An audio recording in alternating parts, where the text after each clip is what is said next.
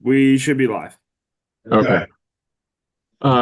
So section 317 basically says that this is a uniform act. So to the extent possible, try to interpret in uniformity with other jurisdictions, I think, so, and we can rely on other jurisdictions, when they're interpreting the same statute, it's helpful to give uniformity.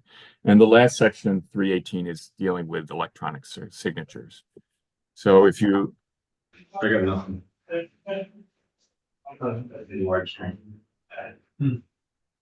Okay. Well, I have a question about the effective date. Usually we give time, and this is effective on passage, which is unusual for uniform laws. Is there a reason why?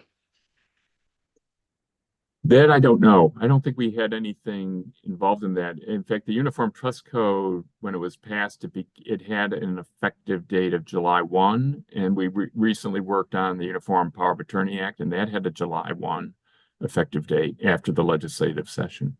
It's assume, it's unusual, let's put it that way. So, Eric, maybe you have a comment if you are still there.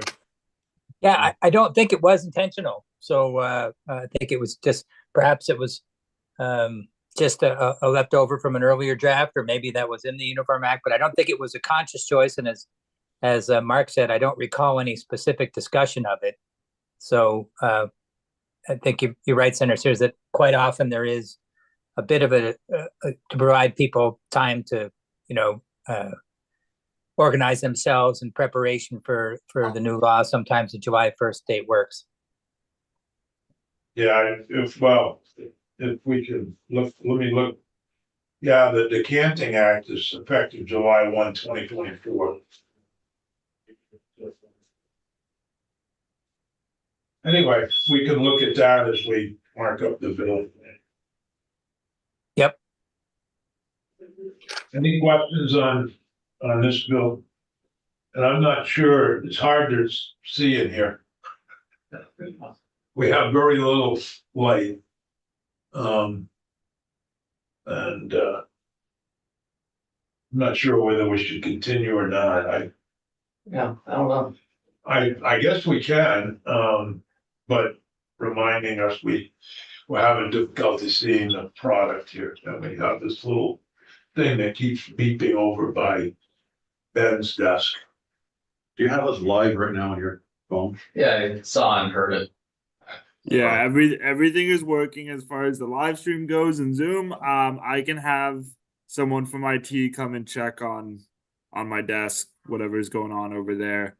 But as far as the live stream goes, everything. So we're still live, so we can continue, I guess.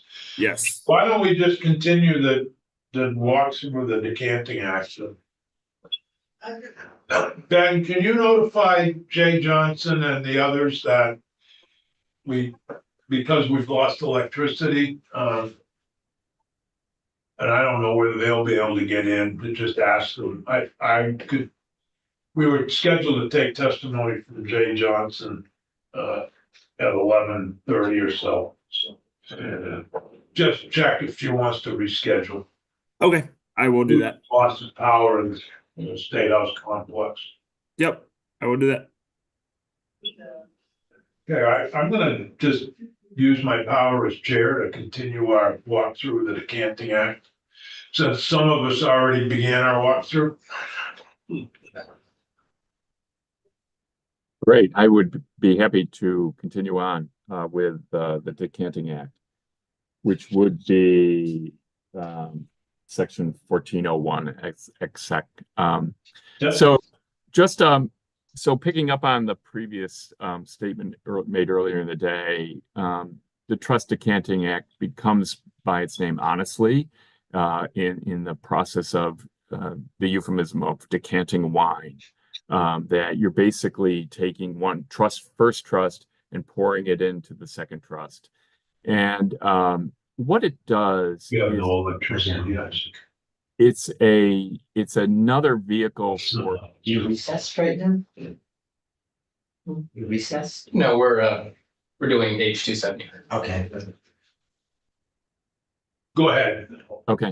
So it's another tool in the toolbox for amending trusts that need to be amended. But the critical difference here is that it does not require the consent of the beneficiaries. So under the trust code, if the settlor is alive and the settlor and the beneficiaries get together, they can amend the trust with judicial approval or without it. If the settlor is dead and the trustee and the beneficiaries want to amend the trust, they can do so by a non-judicial settlement as long as they're not making a material change to the trust. If it's a material change, they got to go to court and get the court to agree. But if it's not material, like changing the trust or changing a trustee power, but I would say the material interest is a beneficial interest. If you're changing what a beneficiary can get, that's making a change.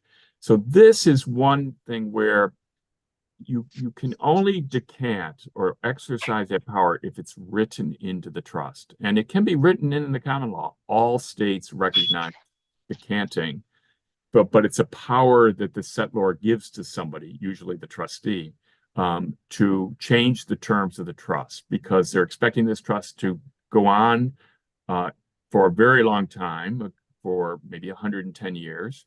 And they don't know what all the circumstances, what the unforeseen circumstances are. So they want an easy way to be able to pivot to new facts and circumstances that may confront the trustee. So that's what decanting is about. And why we should have it is it gives us some certainty in the law because like the Directed Trust Act, which is directed trusts and trust protectors are already been written into documents, the act gives us guardrails and guidance as to the allocation of fiduciary duties and liabilities and things like statute of limitations that we talked about earlier.